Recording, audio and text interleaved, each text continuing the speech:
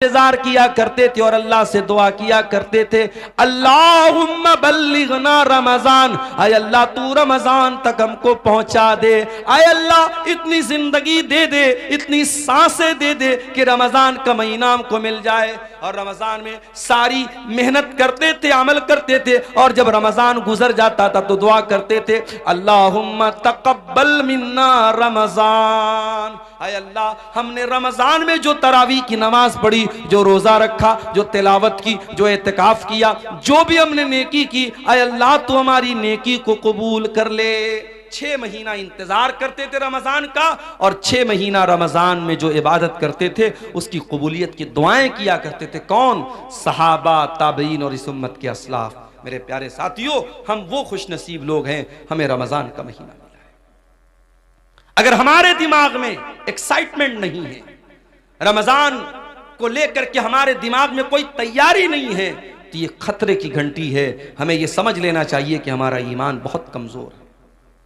इसीलिए अल्लाह ताला कुरान में मुनाफिकों के बारे में कहता है, वलौ अरादुल खुरूज लअद्दू लहू उद्दतन। ये मुनाफिक लोग जो बहाना करते हैं कि हमारे पास जाने का सामान नहीं था, हमारे पास तैयारी होती तो हम भी जंग के मैदान में जाते, हम भी जंगे तबूक में शामिल होते। ऐ नबी, ये मुनाफिक लोग झूठ बोल रहे हैं। वलौ अरादुल खुरूज लअद्दू लहू उद्दतन, अगर वाकई में इन मुनाफिकों ने तैयारी, अगर इनको जाने का इरादा होता तो इन्होंने तैयारी की होती। वलाकिन करिहल्लाहु बिआतहुम फसब्बतहुम, लेकिन अल्लाह ताला को मंजूर यही था। ये काहिल लोग हैं, ये कामचोर लोग हैं, ये सुस्त लोग हैं। अल्लाह ताला को मंजूर ही नहीं था कि ये आपके साथ जंग के मैदान में जाएं, इसलिए अल्लाह ताला ने इनको बिठा दिया। वक़ील क़ुदू माल क़ौमिल क़ाइदीन, अल्लाह ने इनसे कह दिया कि जाओ, जो बैठ गए तुम भी उनके साथ बैठ जाओ,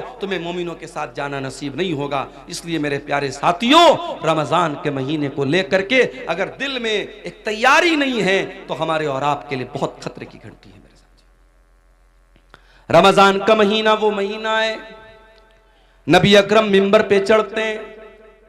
अबू हुरैरा रज़ी अल्लाह ताला अन्हु हदीस के रावी हैं। आप मिंबर पे चढ़ते और 3 मरतबा फरमाते आमीन आमीन आमीन। साहबा कहते हैं, अल्लाह के नबी क्या बात है, आप आमीन क्यों बोल रहे हैं 3 बार? आपने कहा, जब मैंने मिंबर की पहली सीढ़ी पर कदम रखा, जिब्रील आए और उन्होंने कहा कि जो इंसान रमजान का महीना पाए फलम युगफर लहू, और उसकी बख्शिश न हो सके, फकद अबदहुल्लाह, अल्लाह ताला अपनी रहमत से दूर कर दे उस इंसान को, बर्बाद हो जाए वो इंसान जो रमजान का महीना पाए और अपनी बख्शिश न करवा सके। जिब्रील ने ये बद्दुआ की और मुझसे कहा कि आमीन कहो, तो मैंने आमीन कहा। फिर जब मैं दूसरी सीढ़ी पर पहुंचा, जिब्रील ने कहा कि जो अपने माँ बाप में से दोनों को या किसी एक को बुढ़ापे की हालत में पाए और उसके माँ बाप उसको जन्नत में दाखिल न कर पाए। बड़ा मसला है मेरे भाई। माँ की तरफ से आज मदरसे में चंदा देने को हम तैयार हैं, बाप की तरफ से मस्जिद बनवाने को तैयार है, ट्यूबवेल बनाने को तैयार है। माँ जिंदा होती है तो माँ के ऊपर 5 रुपया खर्च करने में भी हमारा दिल घबराता है। बाप जिंदा है तो बाप को 100 रुपया देने में भी हमारी जान निकलती है। और माँ के मरने के बाद और बाप के मरने के बाद बड़ी मोहब्बत हमारे दिल में पैदा हो जाती है और मस्जिदें बनवाते हैं, मदरसे बनवाते हैं। माफ करना मेरे प्यारे साथियों, जितना खर्च आप माँ बाप के मरने के बाद उनको सवाब पहुंचाने के लिए करते हैं, अगर उनकी जिंदगी में उतना खर्च करते तो शायद आप जन्नत में चले जाते। माँ बाप की कदर करो मेरे भाइयों, उनकी जिंदगी में उनको रुलाना, उनकी आंखों में आंसू लाना और मरने के बाद उनकी तरफ से बड़े बड़े चंदे देना और उनके बैठ के दुआएं करना, उनकी कब्र पे जाके रोना, ये ढकोसलेबाजी और कुछ नहीं है। माफ कीजिएगा, माँ बाप की जिंदगी में कदर करो मेरे साथ।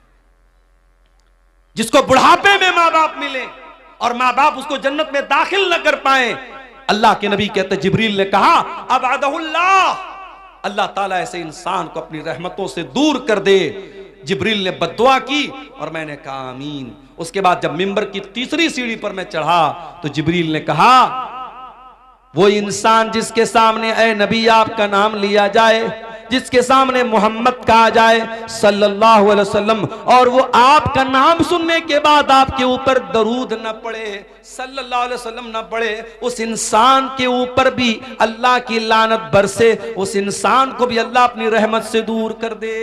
जिब्रील ने यह बद्दुआ की और मैंने आमीन कहा। ये 3 बद्दुआएं थीं जो फरिश्तों के सरदार ने बद्दुआ की थी और नबी ने आमीन कही थी। मेरे प्यारे साथियों, कितना बड़ा बदनसीब है वो इंसान जिसकी जिंदगी में रमजान का महीना आए और वो अब अल्लाह ताला के यहां अपनी बख्शिश न करवा सके। और ये भी याद रखिए, कुरान करीम में अल्लाह ताला ने अगर किसी एक महीने का नाम लिया है तो वो भी सिर्फ और सिर्फ रमजान का महीना है। महीने तो 12 हैं, मगर अल्लाह ने सिर्फ एक महीने का नाम लिया और वो महीना रमजान का महीना है। और जब अल्लाह ने रमजान के महीने का नाम लिया कुरान के दूसरे पारे में, तो क्या कहा अल्लाह ने? अल्लाह ने ये नहीं कहा रमजान रोजे का महीना है, अल्लाह ने ये नहीं कहा रमजान तरावी का महीना है, अल्लाह ने ये नहीं कहा रमजान एतिकाफ का महीना है, अल्लाह ने ये नहीं कहा रमजान ज़कात का महीना है। अल्लाह ने फरमाया शहरु रमज़ान अल्लज़ी उन्ज़िला फ़ीहिल कुरान, रमजान का महीना वो महीना है जिसमें कुरान उतारा गया। हुदल लिन्नास, और ये कुरान सारी मानवता के लिए मार्गदर्शन का काम करता है, सारी इंसानियत को सच्चाई का रास्ता दिखाता है। हुदल लिन्नास वबय्यिनातिम मिनल हुदा वल फुरकान, और कुरान की आयतें सच्चाई को खोल खोल के बयान कर देती हैं, हक और बातिल को खोल खोल के बयान कर देती हैं। पता ये चला कि कुरान वो रमजान वो महीना है जिसमें कुरान उतरा था। अच्छा, अब एक सवाल ये पैदा होता है कि कुरान तो इकट्ठा नहीं उतरा, कुरान तो अल्लाह के नबी के ऊपर थोड़ा थोड़ा 23 साल में उतरा, तो फिर इसका क्या मतलब है कि कुरान रमजान के महीने में उतरा? तो इसको भी नोट कर लो कि कुरान 2 तरीके से उतरा है। एक तो कुरान लौहे महफूज से मुकम्मल आसमान दुनिया पर, ये जो आसमान हमको नजर आता है ना, ये जो पहला आसमान है इसका नाम आसमान दुनिया है। दुनिया मतलब करीब, क्योंकि ये आसमान हमसे सबसे ज्यादा करीब है इसलिए इसको आसमान दुनिया कहा जाता है। इसके ऊपर 6 आसमान और हैं। तो अल्लाह ताला ने लौहे महफूज से आसमान दुनिया पर जो कुरान उतारा है वो रमजान के महीने में उतारा है अपने प्यारे नबी के ऊपर, रमजान के महीने की आखिरी अशरे की किसी रात में। और वो रात कौन सी है? ये वही रात है जिसको लैलतुल कद्र कहा गया और जिसके बारे में अल्लाह ने कुरान की सूरत नाजिल की, इन्ना अंज़लनाहु फी लैलतिल कद्र वमा अदराका मा लैलतुल कद्र लैलतुल कद्र खैरुम मिन अल्फि शहर। ऐ मेरे नबी, इस कुरान को हमने लैलतुल कद्र में उतारा है और आप क्या जाने के लैलतुल कद्र क्या है? लैलतुल कद्र खैरुम मिन अल्फि शहर, लैलतुल कद्र तो 1000 महीने से बेहतर है। तो एक तो कुरान अल्लाह ताला के यहां से आसमान पर उतरा, फिर वहां से थोड़ा थोड़ा करके हमारे नबी के ऊपर उतरा है। इसलिए अल्लाह कह रहा है कि रमजान का महीना वो महीना है जिसमें कुरान उतारा गया है। और आज अफसोस की बात है, हमारा वो नौजवान जो 24 घंटे में हजारों बार मोबाइल खोलता है कि व्हाट्सएप पर किसका मैसेज आया, इंस्टा पर किसका मैसेज आया, फेसबुक की पोस्ट को कितने लोगों ने लाइक कर लिया, और इंस्टाग्राम के फोटो को कितने लोगों ने लाइक कर लिया, व्हाट्सएप के स्टेटस को कितने लोगों ने देख लिया। एक एक मैसेज को पढ़ता है, एक एक लाइक को देखता है। लोगों के लाइक की इतनी परवाह करने वाला इंसान, शायद इतनी मर्तबा तूने कुरान को पढ़ा होता तो अल्लाह तुझे लाइक कर देता। अगर तूने कुरान से इतना ताल्लुक जोड़ा होता तो अल्लाह की नजर में तू पसंदीदा हो जाता। मेरे प्यारे साथियों, आप जिससे मोहब्बत करते हैं उसके मैसेज का इंतजार करते हैं। अगर आप अब्दुल गफ्फार साहब से मोहब्बत करते हैं और आपने उनको मैसेज किया है और आपके मैसेज को उन्होंने ओपन तक नहीं किया, खोला तक नहीं, और आपसे 1 साल के बाद अब्दुल गफ्फार साहब मिले और कहा कि अरे यार क्या हाल चाल है, दोस्ती का आपको जो है दम भरने की कोशिश की और दोस्ती का नाम लिया, तो आप गुस्से में कहेंगे कि अरे भाई जाओ, आप तो इतने बड़े इंसान हैं कि आपने मेरा मैसेज तक खोल के नहीं देखा, आप क्या दोस्ती की बात करते हैं।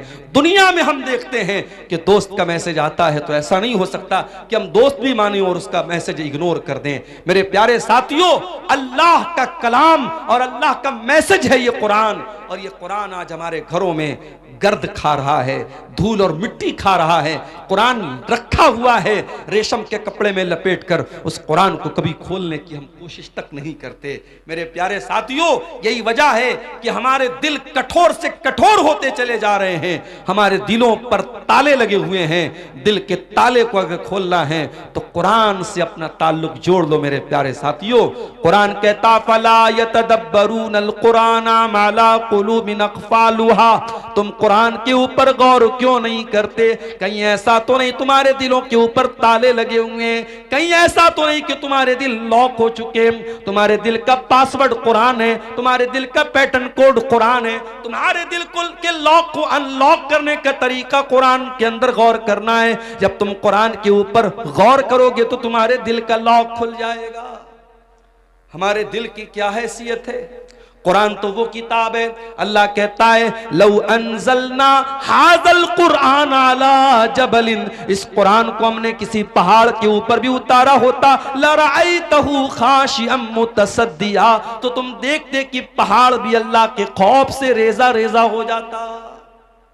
तरावी पढ़ाने वाले को कितना पैसा देते हो? बाज़ जगहों पर तो साहब मसला लोग पूछते हैं, मौलवी साहब तरावी पढ़ाने वाले को पैसा देना जायज है क्या? अच्छा, मतलब तुम ये पूछ रहे हो कि तरावी पढ़ाने वाले को पैसा देना जायज है कि नहीं? वो बेचारा पूरे महीने खड़ा होकर के तरावी की नमाज में कुरान पढ़ा रहा और तुम उसको चंद पैसे देते हो तो मसला पूछ रहे हो कि पैसा देना जायज है कि नहीं? शर्म आनी चाहिए और चुल्लू भर पानी में डूब मरना चाहिए। फ्री है। झाड़ू लगाने वाला भी आपके मोहल्ले में आता है तो उसकी तनख्वाह लेता है।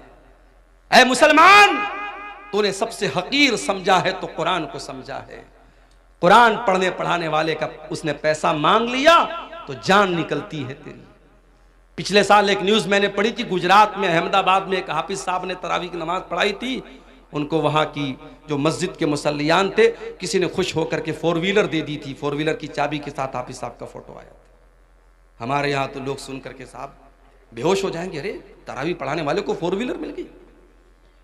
तरावी पढ़ाने वाला, कुरान पढ़ने वाला, कुरान पढ़ाने वाला तुम्हारी नजर में हकीर होगा, मेरे रब की नजर में वो हकीर नहीं है। मेरे प्यारे साथियों, मेरे रब की नजर में कुरान पढ़ाने वाले का इतना ऊंचा मकाम है, नबी की नजर में इतना ऊंचा मकाम है। अल्लाह के नबी फरमाते खैरुकुम मन तअल्लमल कुरान व अल्लमहु, तुम में सबसे बेहतरीन इंसान वो है जो कुरान को पढ़ता है, पढ़ाता है, कुरान को सीखता है, सिखाता है।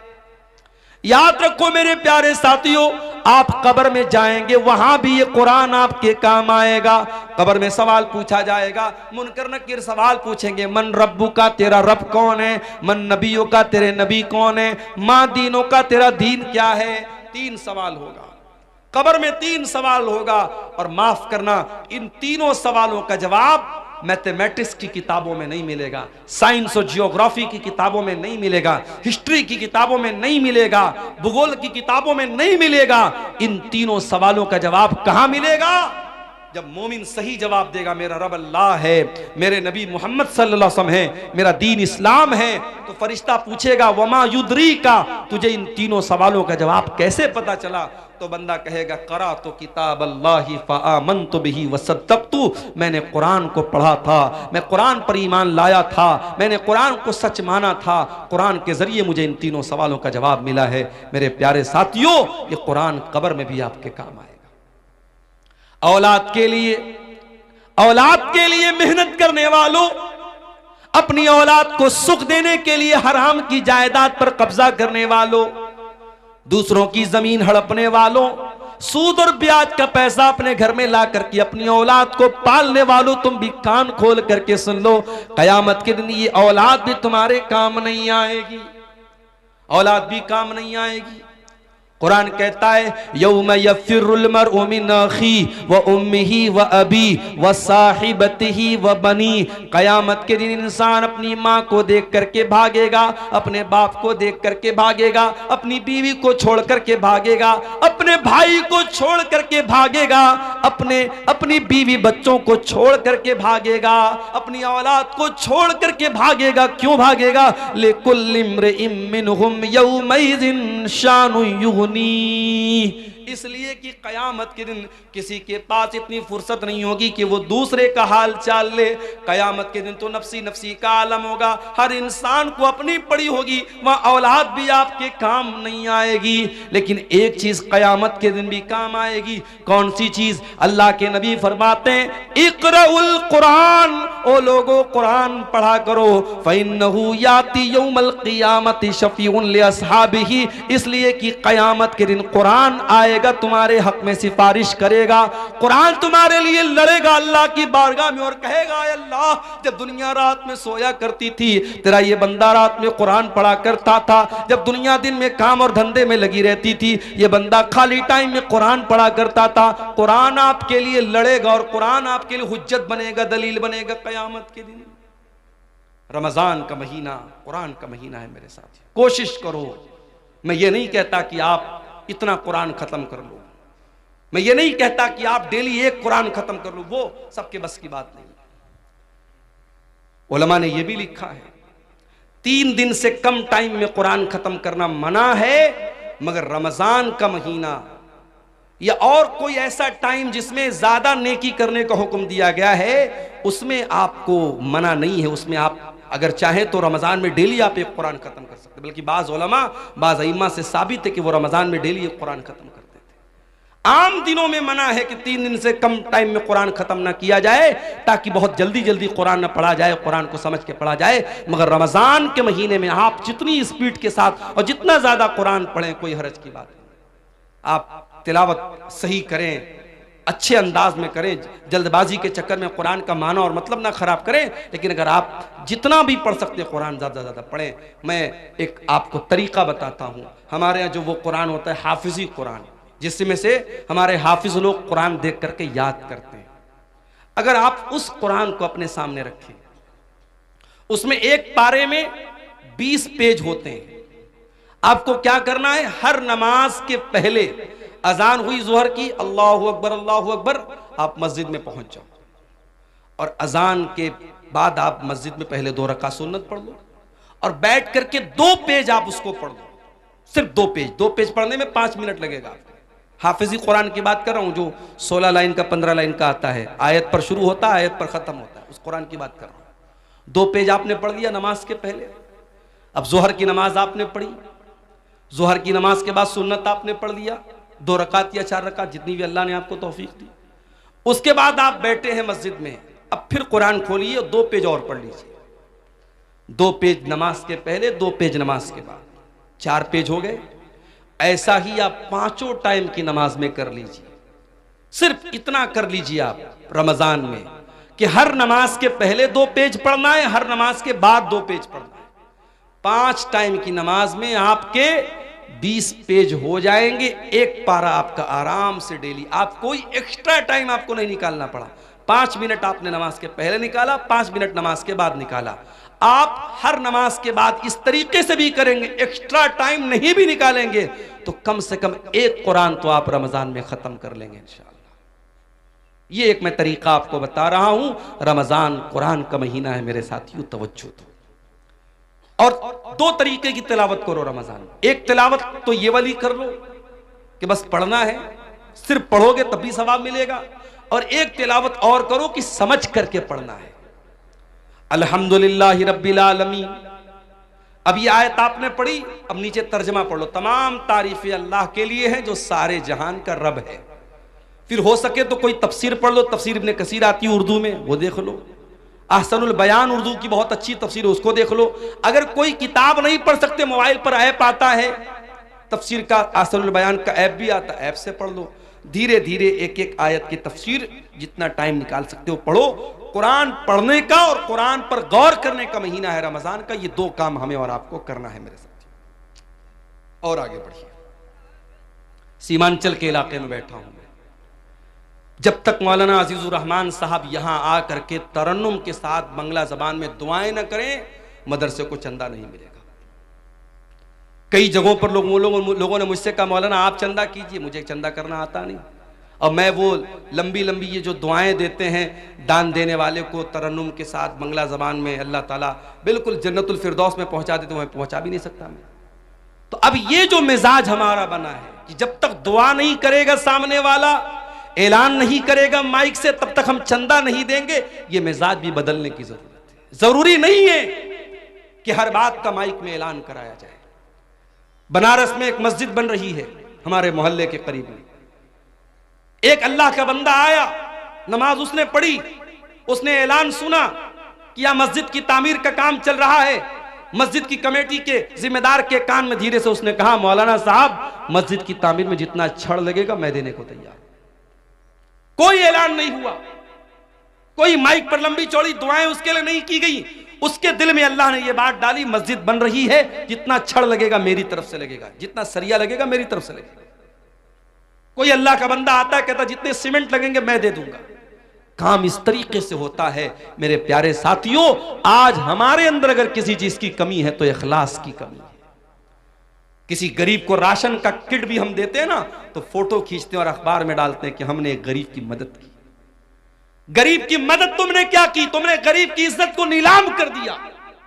जिस गरीब को तुमने कैमरे के सामने फोटो खींच करके मीडिया पे डाला है, उस गरीब की क्या इज्जत नहीं है? क्या उसकी कोई इज्जत नफ्स नहीं, उसकी कोई खुददारी नहीं है?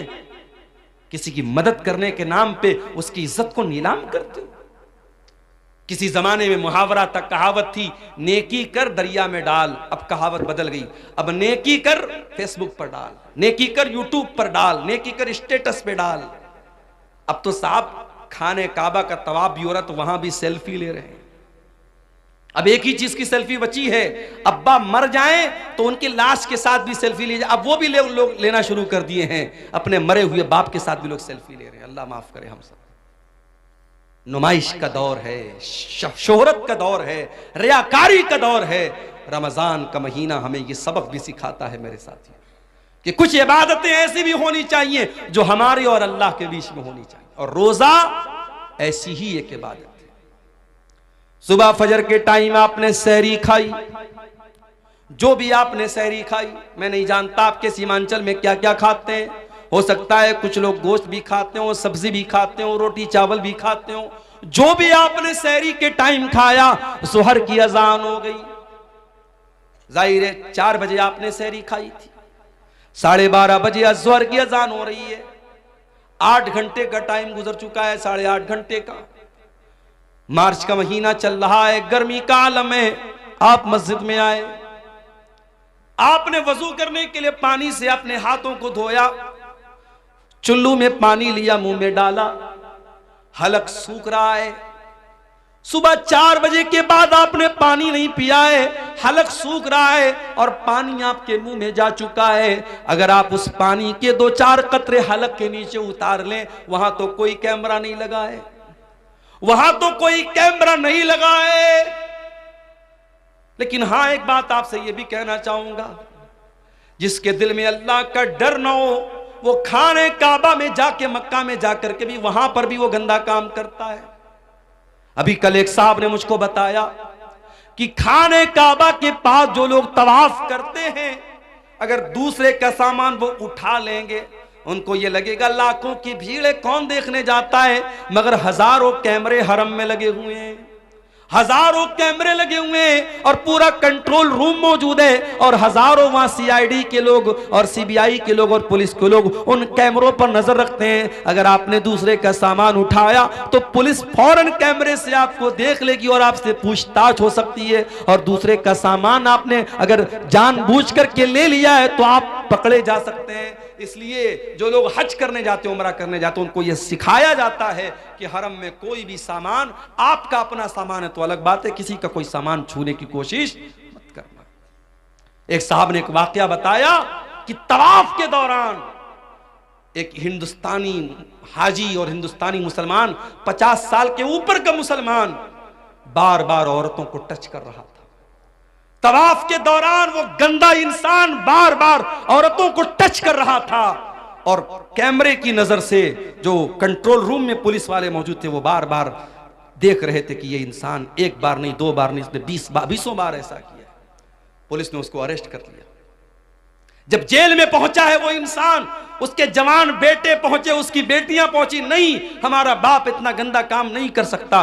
पुलिस वालों ने कैमरे की क्लिप ला के सामने रख दी, देख लो तुम्हारे बाप ने क्या किया।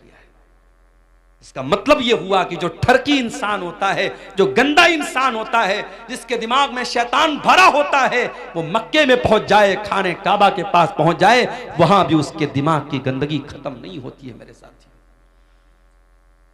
आपको खाने काबा के पास भी इतना गंदा काम करने से अगर कोई चीज रोक सकती है, अल्लाह का डर और अल्लाह का तकवा ही रोक सकता है। और रमजान का रोजा हमें यही सिखाता है मेरे साथियों। सुबह 4 बजे हमने सहरी में पानी पिया है, जुहर के वजू में पानी के कतरे मुंह के अंदर जा रहे हैं, 2-4 कतरे हलक के नीचे चले जाएं, कौन देखने जाता है? मगर बंदा 2-4 कतरे भी अपने हलक के नीचे जाने नहीं देता है। क्यों?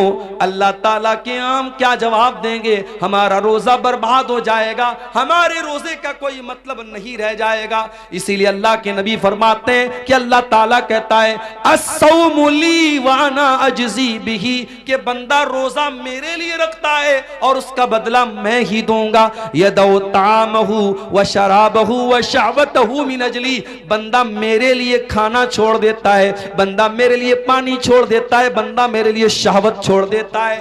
बीवी मौजूद है, बीवी के पास नहीं जाता, खाना मौजूद है, खाना नहीं खाता है, पानी मौजूद है, पानी नहीं पीता है। अल्लाह के लिए रोजा हमें इखलास सिखाता है, रोजा हमें अल्लाह का डर सिखाता है। रोजे से सबसे बड़ा मकसद मेरे प्यारे साथियों यही है कि हमारे दिलों में अल्लाह का तकवा पैदा हो जाए। इसीलिए अल्लाह कुरान के दूसरे पारे में कहता है या अय्युहल्लज़ीना आमनू कुतिबा अलैकुमुस्सियामु कमा कुतिबा अलल्लज़ीना मिन क़ब्लिकुम लअल्लकुम तत्तकून। ऐ ईमान वालो, तुम पर रोजे फर्ज किए गए जिस तरीके से तुमसे पहले के लोगों पर फर्ज किए गए, ताकि तुम मुत्तकी बन जाओ, ताकि तुम्हारे दिलों में अल्लाह का तकवा, अल्लाह का डर पैदा हो जाए।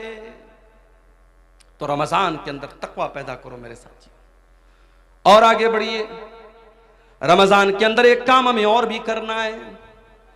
रमजान दुआ का महीना है। कुरान में जहां अल्लाह ताला ने रमजान के रोजे का जिक्र किया, वहीं पर फरमाया व इज़ा सालका इबादी अन्नी फइन्नी करीब। ऐ मेरे नबी, जब मेरे बंदे आपसे मेरे बारे में सवाल करें, उन्हें जवाब दे दो मैं करीब हूं, मैं करीब हूं। उजीबु दावत दाई, मैं दुआ करने वाले की दुआ को सुनता हूं। शर्त यह है फलयस्तजीबू ली वल युमिनू बी, कि बंदा मेरी बात माने और मेरे ऊपर ईमान रखे। रमजान दुआ का महीना है मेरे साथियों। जब आप भूखे प्यासे रह करके अल्लाह की बारगाह में हाथ फैलाते हैं, अल्लाह आपकी दुआ को रायगा नहीं करता, अल्लाह आपकी दुआ को लौटाता नहीं है। इसीलिए अल्लाह के नबी फरमाते हैं सलासु दावतिन ला तुरद, 3 लोगों की दुआ अल्लाह ताला लौटाता नहीं है। दावतुल वालिदिल वलदिही, एक बाप की दुआ, बाप जब अपनी औलाद के हक में दुआ करता, अल्लाह उस दुआ को कभी लौटाता नहीं है। वह दावतुल मुसाफिर, और मुसाफिर की दुआ को अल्लाह ताला लौटाता नहीं है। वह दावतुस साइम, और रोजेदार की दुआ को भी अल्लाह ताला लौटाता नहीं है। रोजे की हालत में मेरे प्यारे साथियों दुआ करो, अपने लिए भी दुआ करो, अपने बच्चों के लिए दुआ करो, अपने माँ बाप के लिए दुआ करो, सारी उम्मत के लिए दुआ करो, मुल्क के हालात के लिए दुआ करो, अपने कारोबार और रोजी रोटी के लिए दुआ करो। और बेहतर यह है कि जो अल्लाह के नबी जो दुआएं करते थे, आप दुआ की कोई किताब ले लो। एक अच्छी सी किताब का नाम मैं आपको बता रहा हूं, हिस्नुल मुस्लिम, बहुत अच्छी किताब है दुआ की। आप ऑनलाइन भी इसको अपने मोबाइल के प्ले स्टोर में जाके इसको डाउनलोड कर सकते हैं। उसमें छोटी छोटी दुआएं हैं, आप देख के उनको पढ़ लीजिए या याद करके पढ़ लीजिए। दुआओं को रोजे की हालत में खूब कीजिए। रमजान दुआ का महीना है मेरे प्यारे साथी। रमजान सब्र बर्दाश्त का भी महीना है। आप रोजे की हालत में, एक इंसान आपके पास आता है, गाली दे देता है आपको, बुरा भला कह देता है आपको, आप सुबह से कुछ खाए नहीं है, भूखे हैं। और जब इंसान भूखा रहता है तो उसका पारा और हाई हो जाता है, उसका बीपी और बढ़ जाता है, उसको और ज्यादा गुस्सा आने लगता है। होना तो ये चाहिए ताकि जब आप रोजे की हालत में हैं और कोई आपको आ करके गाली दे दे, तो होना तो ये चाहिए ताकि शरीयत आपको इजाजत दे दे कि आप तो भूखे प्यासे हैं, आप गाली का जवाब गाली से दे सकते हैं, आप गुस्से का जवाब गुस्से से दे सकते हैं। होना तो ये चाहिए था, मगर नहीं। अल्लाह के नबी फरमाते हैं जब तुम में से कोई रोजे की हालत में हो, फ़इन इम्रुउन क़ातलहु व साब, अगर कोई गाली गलोच करे, अगर कोई लड़ाई करे, तो गाली के जवाब जवाब में गाली न दे, लड़ाई के जवाब में लड़ाई न करे, बल्कि साफ साफ कह दे इन्नी साइम, मैं रोजे की हालत में हूं, मैं रोजे की हालत में लड़ नहीं सकता। ओ लोगों जो रोजे की हालत में गाली गलौज करते हो, ओ लोगों जो रोजे की हालत में लोगों से लड़ाई झगड़े करते हो, खबरदार खबरदार, तुमने रोजे का मतलब ही नहीं समझा। रोजा सिर्फ खाने से रुकने का नाम नहीं, पानी से रुकने का नाम नहीं। अल्लाह के नबी फरमाते हैं मल्लम यदा कौल ज़ूर वल अमल बिही, जो झूठी बात को अपनी जबान से निकालता है और झूठी बात पर अमल करता है, फलैसा लिल्लाहि हाजतुन, तो अल्लाह को कोई जरूरत नहीं कि वो अपना खाना छोड़ दे, पानी छोड़ दे।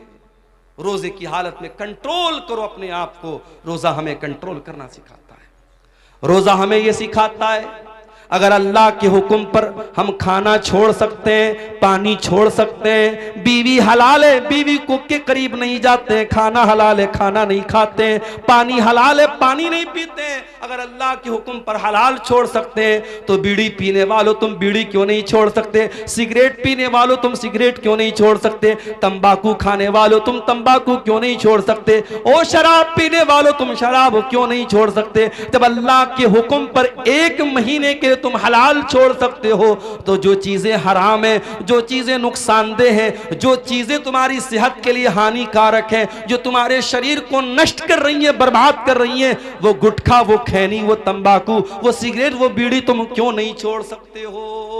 रोजा हराम को छुड़वा रहा है, हराम को छोड़ने की प्रैक्टिस करवा रहा है। मेरे प्यारे साथी, रमजान का ये महीना हमें एक सबक और दे रहा है। कभी आपने गौर किया ज़कात हम रमजान ही में क्यों निकालते हैं?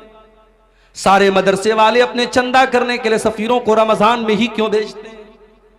90% पूरी दुनिया के मुसलमान रमजान में ज़कात क्यों निकालते हैं? क्योंकि रमजान का महीना सखावत का महीना है, दान करने का महीना है, अल्लाह की राह में देने का महीना है। हजरत अब्दुल्ला बिन अब्बास कहते हैं कि अल्लाह के प्यारे नबी सबसे ज्यादा सखावत किया करते थे, और जब रमजान का महीना आता था और अल्लाह के प्यारे नबी जिब्रील से मिलकर के कुरान पढ़ा करते थे, कुरान का दौर किया करते थे, तो आपकी सखावत और बढ़ जाती थी। आप तेज चलने वाली आंधी से भी ज्यादा सखावत करते थे। रमजान में सखावत करो मेरे साथियों। आज अफसोस की बात है, ज़कात वसूलने के लिए लोग आते हैं, बड़े बड़े सेठ लोग लाइन लगवाते हैं, बेचारा ज़कात लेने वाला भिखारी बनकर के लाइन लगाता है, तब जाकर के उसको ज़कात मिलती है। अरे तुझे तो एहसानमंद होना चाहिए, तुझे तो शुक्रिया अदा करना चाहिए कि वो ज़कात लेने वाला तेरे दरवाजे तक आया है, उसने तेरा काम आसान कर दिया, तेरी इबादत को आसान कर दिया, और तू भिखारियों की तरह उसकी लाइन लगवाता है। माफ करना मेरे प्यारे साथियों, ज़कात कोई भीख नहीं है, ज़कात कोई एहसान नहीं है। ज़कात हमारे माल में अल्लाह का हक है। हम जो माल कमाते हैं उस माल की, हमारे माल पर 2.5% जो ज़कात हम देते हैं वो माल में अल्लाह का हक है। और रमज़ान में हमें कोशिश ये करनी चाहिए कि अपने माल की ज़कात हम निकाल दें, और ज़कात के अलावा भी हम सदका खैरात करें, क्योंकि हमारे प्यारे नबी सल्लल्लाहु अलैहि वसल्लम इस महीने में कसरत से सदका और खैरात किया करते थे। रमज़ान का ये महीना एक सबक हमें और भी देता है। दुनिया में करोड़ों लोग ऐसे हैं जिनको दोनों टाइम का खाना नसीब नहीं होता। हम और आप आराम से अपने घर में देसी मुर्गा खा रहे हैं, गाय का गोश्त, जो भी आपके यहां जानवर ज़बा होता है, आप हलाल जानवरों का गोश्त खाते हैं, जो भी आपको अल्लाह ताला ने नेमतें दी आप उसको खाते हैं। लेकिन दुनिया में करोड़ों इंसान ऐसे हैं जो भूखे और प्यासे रहते हैं, उनके पास खाने को खाना नहीं है। मेरे प्यारे साथियों, रमजान का महीना वो महीना है जिस महीने में आप 13-14 घंटे भूखे रहते हैं। अमीर को भी भूखा रहना है, गरीब को भी रहना है, करोड़पति को भी रहना है, और एक सामान्य आदमी को भी रहना है। ये रमजान में भूखे रह करके आपको ये सबक सिखाया जाता है कि ऐ मेरे बंदो, तुम तो अपनी मर्जी से भूखे हो, तुम्हारे पास खाना है तब भी तुम नहीं खाते हो, तुम्हारे पास पीने को चीजें तब भी तुम नहीं पीते हो। इस दुनिया में करोड़ों लोग ऐसे हैं जो मजबूरी की वजह से भूखे रहते हैं, उनके पास कोई चीज नहीं कि वो खा सके, वो बेचारे न खाने को कुछ है न पानी को कुछ है। रमजान के इस महीने में जब आप दस्तरखान पर तरह तरह की चीजों को खाने के लिए बैठा करो मेरे साथियों, तो आप फलस्तीन के शहर गाजा के अपने उन भाइयों को याद कर लेना, जब हेलीकॉप्टर से खाने की किटें उनको फेंकी जाती हैं, उनके छोटे छोटे बच्चे खुश हो जाते हैं, 3 दिन बाद 4 दिन बाद उनको खाने को कुछ मिल जाता है। मेरे प्यारे साथियों, वो भी तो आपके मुसलमान भाई हैं, वो भी तो आपके कलमा गो भाई हैं, इसी धरती पर रहते हैं, उनके घरों को तबाह कर दिया गया, उनके कारोबारों को बर्बाद कर दिया गया, उनकी दुकानों पर बुलडोजर चला दिया गया। उन अपने गरीब और मजबूर भाइयों को याद करने का महीना है रमजान का महीना।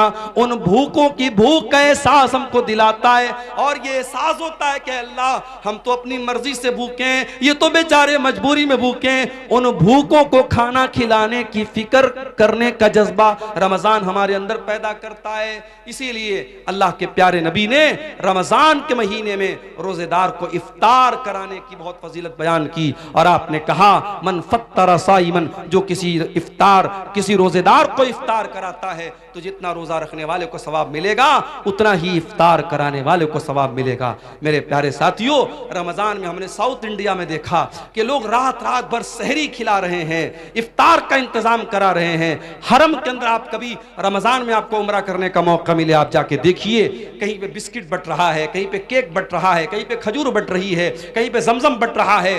कितने अल्लाह के बंदे करोड़पति लोग हैं, वो लोगों को बांट रहे हैं कि रोजेदारों के इफ्तार में मेरा भी पैसा शामिल हो जाए, रोजेदार के हलक में मेरे भी खाने पीने की चीजें पहुंच जाएं। मेरे प्यारे साथियों, ये जज्बा रमजान हमें अपने अंदर पैदा करने की, हमें जज्बा हमारे अंदर पैदा करता है। और आखिरी बात मेरे प्यारे साथियों, रमजान का महीना हमें अपने अंदर चेंजिंग लाने का सबक देता है।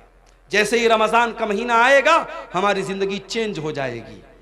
ऐसे आम तौर से जो लोग फजर में भी उठते हैं, वो फजर में उठते हैं, नमाज पढ़ते हैं, लेकिन रमजान के महीने में आप फजर से भी 1 घंटा पहले उठते हैं, ब्रश करते हैं, बाथरूम जाते हैं, उसके बाद आप बैठ करके सहरी करते हैं, फिर दिन में आपकी आदत है 11 महीने आप दोपहर का खाना खाते हैं, सुबह 10 बजे नाश्ता करते हैं। रमजान के महीने में कोई नाश्ता नहीं, कोई दोपहर का खाना नहीं, सुबह सहरी आपने खाई, फिर डायरेक्ट आप इफ्तार के टाइम खाते हैं। सोने का टाइम बदल गया, खाने का टाइम बदल गया। रमजान में 1 महीने के लिए जिंदगी बदल जाती है। सबक ये मिला कि अगर हम अपने आप को बदलना चाहें तो बहुत कुछ बदल सकते हैं। मेरे प्यारे साथियों, शायर कहता है, खुदा ने आज तक उस कौम की हालत नहीं बदली, न हो जिसको ख्याल खुद अपनी हालत के बदलने का। अगर कौम के हालात को बदलना है, अगर मिल्लत के हालात को बदलना है, तो रमजान का महीना एक सबक दे रहा है कि 1 महीने के लिए अगर अपने टाइम टेबल को हम बदल सकते हैं तो हम कौम और मिल्लत के हालात को भी मेरे साथियों बदल सकते हैं। सवालात कुछ आए हैं, क्या नापाकी की हालत में सहरी खा सकते हैं? अगर रात में इंसान नापाक हुआ है और उसी हालत में फजर की अजान हो गई, उसी हालत में फजर की अजान हो गई, कोई हरज की बात नहीं है। उसी हालत में सहरी खा लिया, कोई हरज की बात नहीं। लेकिन अगर नापाक हुआ है और फजर की अजान हो गई तो जल्दी से जाकर के गुस्ल कर ले ताकि जमात से नमाज पढ़े। अगर कोई इंसान नापाकी की हालत में रह जाता है और जानबूझ करके फजर की नमाज छोड़ देता है और फिर सुबह सो करके उठता है 9 बजे 10 बजे और फिर नहा धो के नमाज पढ़ता है, तो ये गलत है और ये सही नहीं है। नमाज को टाइम पर पढ़ना है। आपका रोजा सही हो जाएगा अगर आप नापाकी की हालत में सहरी करते हैं, मगर जमात से नमाज फर्ज है, उसको इंसान को नहीं छोड़ना चाहिए। इसलिए अगर कोई जनाबत की हालत में है तो जल्दी से गुस्ल कर ले ताकि जमात से नमाज पढ़ सके। क्या बिना सहरी खाए रोजा रख सकते हैं? बिना सहरी खाए नफिल रोजा तो रख ही सकते हैं। रमजान का रोजा भी रख सकते हैं, मगर एक शर्त है कि रात में आप ये नियत करके सोए हों कि हाँ मुझे कल सुबह रोजा रखना है। नफिल रोजे में नियत जरूरी नहीं है। नफिल रोजे में आप फजर के टाइम अगर उठे, अजान हो गई, आपके दिल में इरादा पैदा हुआ कि आज मैं रोजा रख लेता हूं, सहरी नहीं खाई आपने फजर के बाद नियत कर ली, आप नफिल रोजा रख सकते हैं। मगर रमजान में रात ही में आपको दिल में ये इरादा करना पड़ेगा कि हाँ मुझे कल रोजा रखना। अगर ये इरादा करके आप सोए थे और सुबह आपकी नींद नहीं खुल पाई सहरी में, तो बगैर सहरी के भी आपका रोजा हो जाएगा। रोजे की हालत में थूक निगलना कैसा है? ऑटोमेटिक नेचुरली तौर पे अगर कुछ थूक आपका हलक के अंदर चला जाता है तो कोई हरज की बात नहीं, लेकिन जानबूझ के अपने मुंह में ढेर सारा थूक बनाना और उसको निगलना, ये मुनासिब बात नहीं, ये जो है अखलाक के भी खिलाफ बात है, ऐसा नहीं करना चाहिए। बहरहाल उससे रोज़ा तो नहीं टूटेगा, मगर ऐसा करना ठीक नहीं है। क्या रोज़ेदार रोज़े की हालत में बीवी का बोसा ले सकते हैं? ले सकते हैं, मगर एक शर्त के साथ कि इंसान को अपने ऊपर कंट्रोल हो।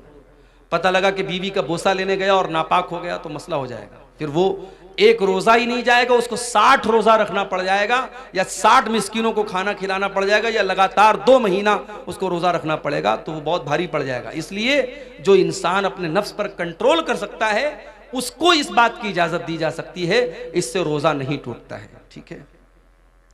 जो शख्स किसी बीमारी की हालत में रोज़ा ना रख सके तो उसका क्या मसला होगा? अगर बीमारी ऐसी है कि आज बीमारी है कल ठीक हो जाएगी तो उसको तो कज़ा करना है, लेकिन बीमारी ऐसी है कि अब ठीक नहीं होगी, जैसे शुगर हो गया, टीबी हो गई, अब ये तो ठीक होना बहुत मुश्किल है, तो ऐसा इंसान जिसकी बीमारी लाइलाज है या अब उम्र के साथ रहेगी वो बीमारी, तो ऐसा इंसान अगर रोज़ा नहीं रख पा रहा है तो हर रोज़े के बदले एक मिस्कीन को खाना खिलाएगा। एक मिस्किन को 2 टाइम का खाना उसको खिलाना रहेगा। बेहतर यह कि खाना खिला दे या 2 टाइम के खाने का जो अनाज है वो अनाज दे दे। अगर अनाज देने में भी कोई प्रॉब्लम है तब बहुत मजबूरी की हालत में उसका पैसा दे सकता है, वरना शरीयत में इताम का लफ्ज़ आया, खाना खिलाने का लफ्ज़ आया है, तो खाना ही देना चाहिए या खाने की जगह अनाज देना चाहिए।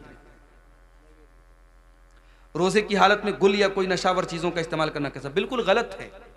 रोज़ा जब आप जायज चीजों को छोड़ रहे हैं तो भाई गुल क्यों नहीं छोड़ रहे हैं आप? कोई कह रहा है कि साहब हम गुल इसलिए करते हैं पेट साफ होता है, अरे भाई किसी और चीज से साफ कर लो अपना पेट, गुल से मत साफ करो। और गुल एक ऐसी चीज होती है कि कुछ ना कुछ उसका असर मुंह के अंदर महसूस होता है। तो रोजे की हालत बहुत, अगर आपकी मजबूरी है तो आप सुबह सहरी के पहले जो है यानी फजर के पहले आप कर लीजिए, वो भी उस सूरत में जब गुल के अंदर नशा ना हो। अगर गुल के अंदर किसी तरीके का नशा है तो रोजे के पहले या रोजे के बाद में या रोजे की हालत में किसी भी सूरत में वो सही नहीं है। रोजे की हालत में अगर कोई शख्स अपनी बीवी से हम बिस्तरी कर ले तो वो क्या करे? जानबूझ करके अगर ऐसा करता है तो रोजे का उसको कफारा देना पड़ेगा। कफारा क्या है? लगातार 60 दिन जो है वो रोजा रखे। अगर उसकी ताकत नहीं है तो 60 मिस्कीनों को खाना खिलाए। अगर कोई मुसलमान किसी गैर मुस्लिम को रूम किराए पे दे दिया और उसमें मूर्ति रखकर मूर्ति की पूजा करे तो क्या ये सही है? अब जब आपने गैर मुस्लिम को दिया है तो आपको सोच समझ के देना चाहिए था। आपने दिया है तो आप मना तो नहीं कर सकते। गैर मुस्लिम है तो अपनी तो पूजा करेगा ही। लेकिन बहरहाल आप अगर ये शर्त लगा दें कि भाई देखो ठीक है हम तुमको दुकान के लिए दे रहे हैं मगर इसमें पूजा पाठ मत करो, अगर ये शर्त लगा सकते हैं और सामने वाला इस शर्त पर अमल कर सकता है तो अच्छी बात है। लेकिन अगर ये शर्त लगाए बगैर आपने दिया है और वो कर रहा है तो आप कैसे रोक पाएंगे? इसलिए कुरान की आयत है कि बुराई के कामों में एक दूसरे की मदद मत करो। ये एक तरीके का शिर्क हो रहा है जो आपके घर में हो रहा है, तो आप शिर्क के कामों में सपोर्ट का सबब न बने, उससे बचने की कोशिश करें। क्या मदरसे में सदक़तुल फित्र देना चाहिए? कोई आलिम बोलते हैं कि दे और कोई बोलते हैं न दे। अगर मदरसे में गरीब बच्चे हैं, गरीब बच्चों के ऊपर वो पैसा खर्च हो रहा है, उसका अलग हिसाब किताब है कि सदक़तुल फित्र का जो अनाज है वो उन्हीं गरीब बच्चों पर खर्च हो रहा है या वो रकम उन गरीब बच्चों पर खर्च हो रही है, तब तो दिया जा सकता है। लेकिन आम तौर से उसमें मुदर्रिसीन की तनख्वाह भी दी जा रही है, मदरसे की तामीर भी हो रही है, तो ऐसी सूरत में देना ठीक नहीं है, क्योंकि सदक़तुल फित्र का पैसा मिस्कीन को देने का हुक्म है, हर जगह देने का हुक्म नहीं है। जो आलिम खुद अमल नहीं करता और वो दूसरों को वाज़ नसीहत करता है तो क्या सही है? जाहिर है कि सही तो नहीं है। लिमा तक़ूलूना मा ला तफ़अलून, वो बात क्यों कहते हो जो तुम करते नहीं हो? क्या हलाल जानवर का खुसिया खा सकते हैं?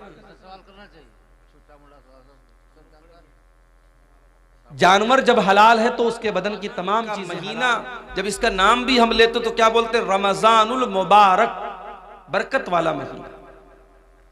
इसके नाम के साथ हमने मुबारक जोड़ दिया, और ये मुबारक जो हमने जोड़ा है रमजान के साथ, ये हमने नहीं जोड़ा है, ये खुद अल्लाह के प्यारे नबी जनाब मोहम्मद रसूलुल्लाह सल्लल्लाहु अलैहि वसल्लम ने जोड़ा है।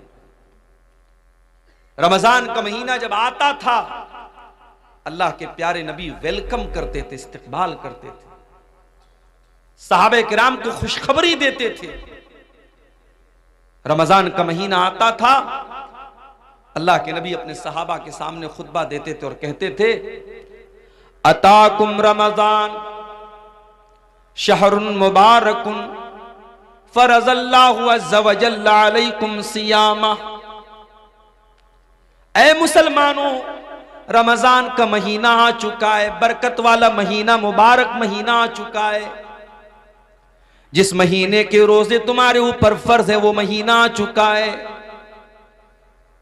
तुफ्तहु फी अब्वाबुस समा। रमजान का महीना भी तो एक मेहमान बन के आ रहा है। ऐसा मेहमान बन के आ रहा है जो अल्लाह की रहमतें लेकर के आ रहा है। ये महीना हमारे और आपके गुनाहों की बख्शिश का जरिया बन करके आ रहा है। हम अगर चाहें तो इस महीने में अपने गुनाहों को बख्शवा सकते हैं। इस महीने में तरावी की नमाज पढ़ करके हम अल्लाह ताला के मुकर्रब बन सकते हैं। इस महीने का रोजा रख करके अल्लाह से अपने गुनाहों को माफ करवा सकते हैं। इस महीने में कुरान की तिलावत करके अपने गुनाहों के बादलों को हम छांट सकते हैं, साफ कर सकते हैं। होना तो ये चाहिए था। इस महीने के लिए हमारे दिलों में एक एक्साइटमेंट पैदा होती, एक उत्सुकता होती और हम ज़हनी तौर पर इस महीने के इस्तकबाल के लिए तैयार होते।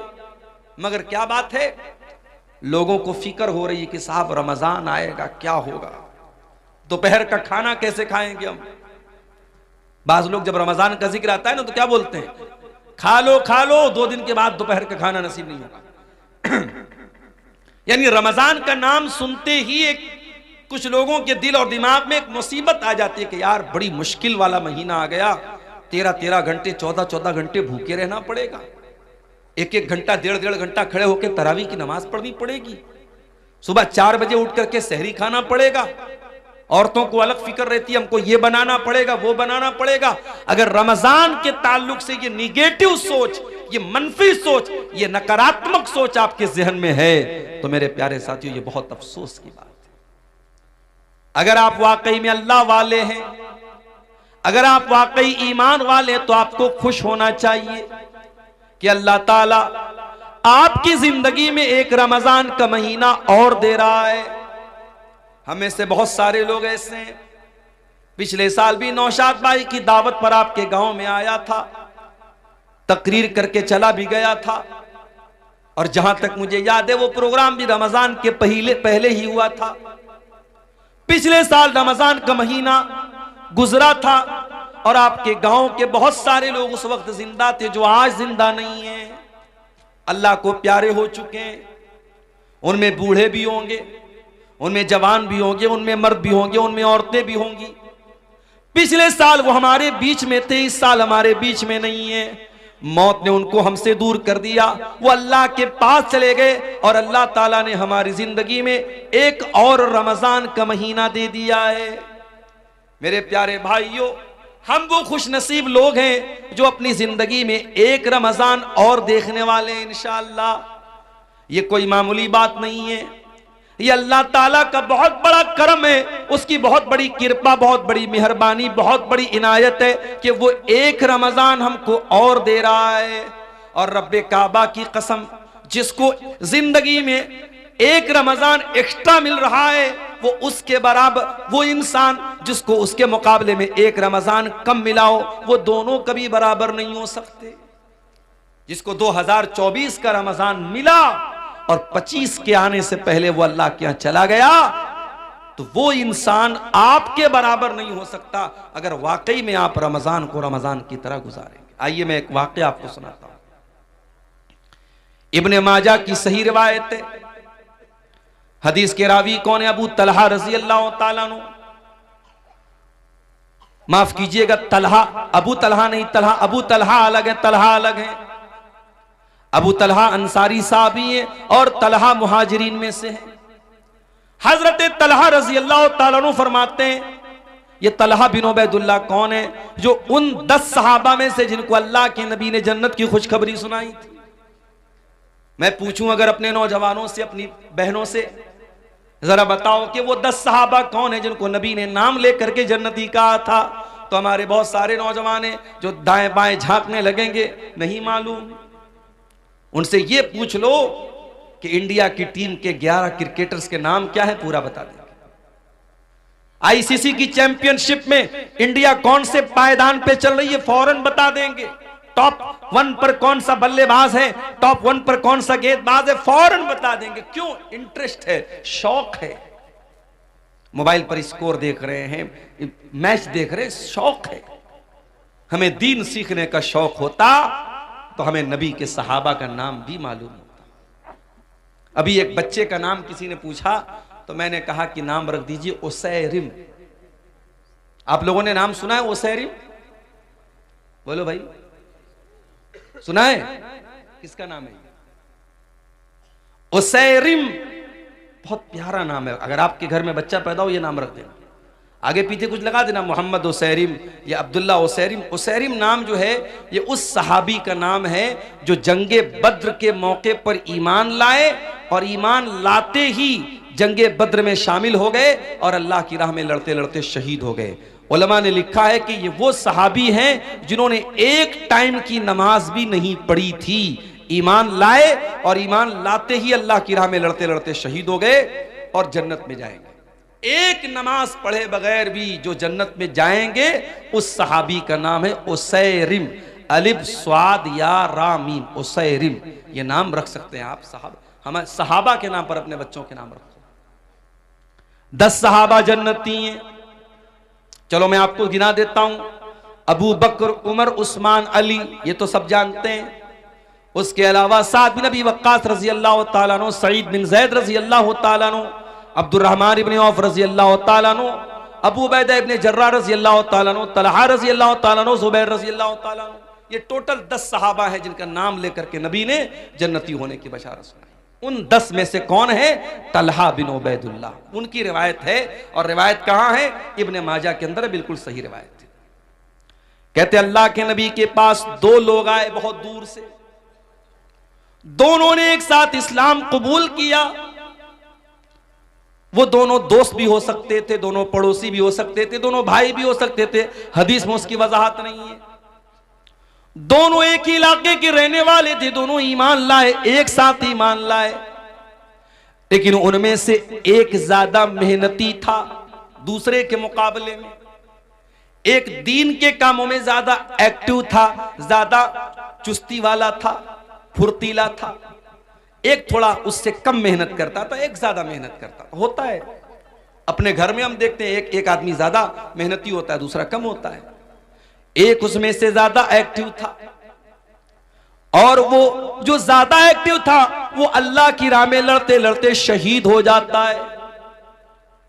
उसका जो दोस्त होता है उसके 1 साल के बाद उसका इंतकाल होता है। पहला वाला जो मेहनती था वो अल्लाह की राह में लड़ते लड़ते शहीद होता है। दूसरा वाला नेचुरल तरीके से इंतकाल कर जाता है, मौत हो जाती है। हजरत तलहा कहते मैंने ख्वाब देखा कि मैं जन्नत के दरवाजे पर खड़ा हूं। इतने में जन्नत से एक निकलने वाला निकला, यानी फरिश्ता निकला, और जो इंसान बाद में जिसका इंतकाल हुआ था और जो दीन के मामले में कम मेहनत करता था, उस फरिश्ते ने उसको जन्नत में जाने की इजाजत दी कि तुम जन्नत में चले जाओ। उसके बाद उसने उससे कहा जो ज्यादा मेहनती था और अल्लाह की राह में जो लड़ते लड़ते शहीद हुआ था, उससे कहा तुम चले जाओ। उसके बाद वो फरिश्ता मेरे पास आया और उसने कहा फ़इन्नका लम यानी लका बादु, अभी तुम्हारे जन्नत में जाने का टाइम नहीं आया है। हजरत तलहा कहते उसके बाद मेरी नींद खुल गई।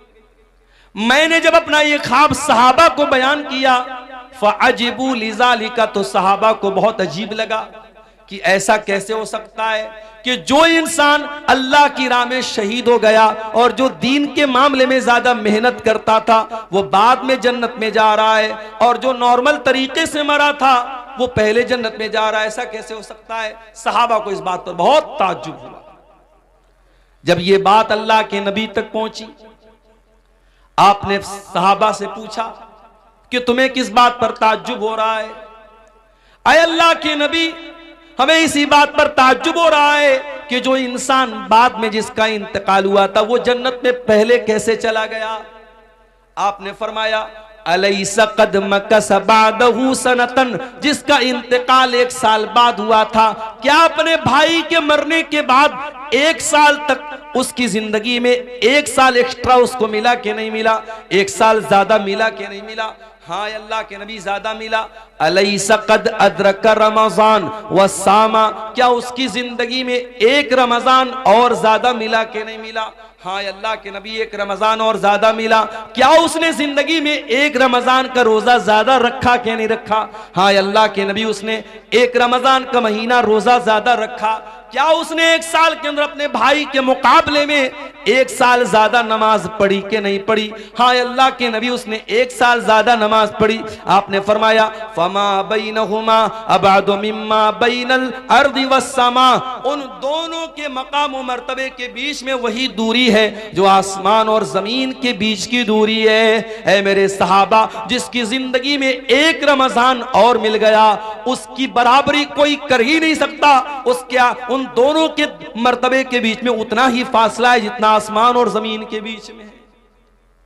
ये हमारी खुशनसीबी है। अल्लाह हमें 1 रमजान और दे रहा है मेरे साथी। अल्लाह चाहता, और अभी भी अगर अल्लाह चाहे, रमजान का चांद निकलने से पहले हमारी जान जा सकती है, कोई हादसा हो सकता है, कोई मुसीबत आ सकती है, कोई बीमारी आ सकती है। अल्लाह ताला हमें तौफीक दे रहा है कि हमें 1 रमजान और। उचाटप न जी इस जहां से हुआ है, नबी के सहाबा के रस्ते पे चल के दिलों का सुकून हमने हासिल किया है। वो ताइफ की वादी में खा खा के पत्थर हमारे लिए जो तड़पता रहा था, वो ताइफ की वादी में खा खा के पत्थर हमारे लिए जो तड़पता रहा था, उसी के तरीके को पैरों से रौंदा, भला खुद बताओ ये कैसी वफा है। उसी के तरीके को पैरों से रौंदा, भला खुद बताओ ये कैसी वफा है। ये वो मौत है दोस्तों जिसकी खातिर नबी ने भी मांगी थी रब से दुआएं। ये वो मौत है दोस्तों जिसकी खातिर नबी ने भी मांगी थी रब से दुआएं।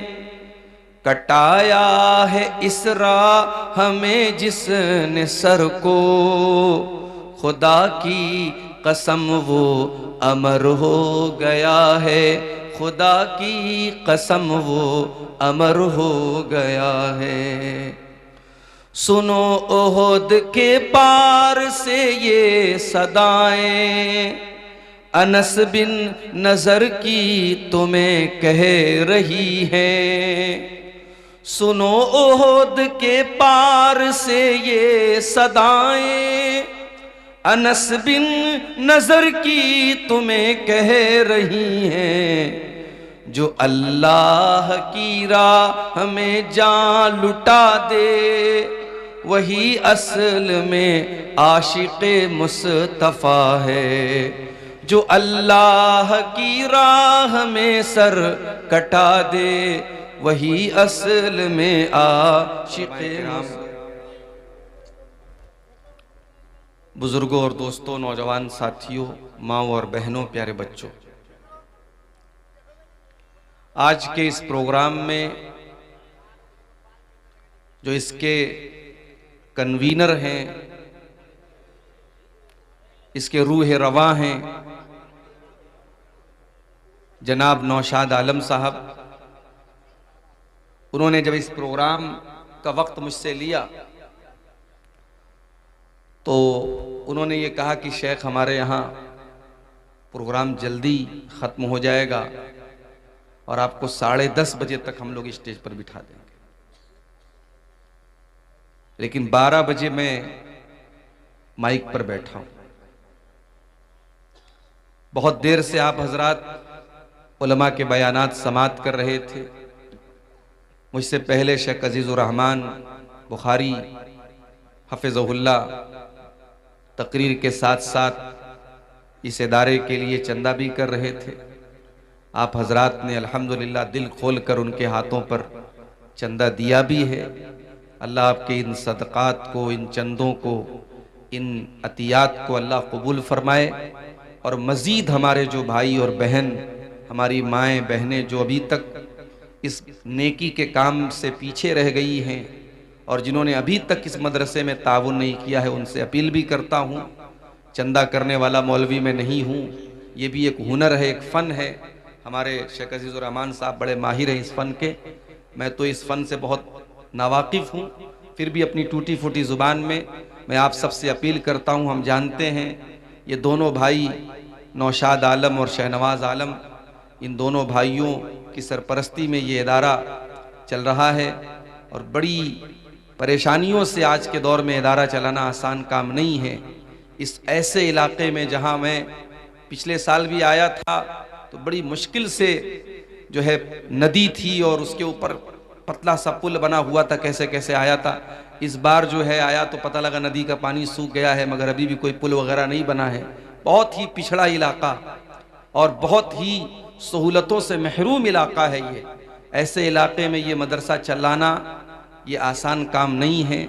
आप सबसे गुजारिश है, जो इस गांव के भी हैं और जो आसपास से आए हैं और जो हमारी माए बहनें आई हैं, सबसे अपील करता हूँ। शाबान की आखिरी तारीखें चल रही हैं और गालिबन पूरी उम्मीद है कि जुमा को रमज़ान का चाँद नज़र आ जाएगा और पहला रोज़ा इंशाअल्लाह हम लोग सनीचर को, हफ्ते के दिन सनीचर के दिन हम रखेंगे। अगर शाबान का ये महीना 29 पर ख़त्म हुआ और चाँद नज़र आ गया। शाबान की आखिरी तारीखें चल रही हैं और गालिबन पूरी उम्मीद है कि जुमा को रमज़ान का चाँद नज़र आ जाएगा और पहला रोज़ा इंशाअल्लाह हम लोग सनीचर को, हफ्ते के दिन सनीचर के दिन हम रखेंगे। अगर शाबान का ये महीना 29 पर ख़त्म हुआ और चाँद नज़र आ गया तो पहला रोज़ा सनीचर को पड़ेगा।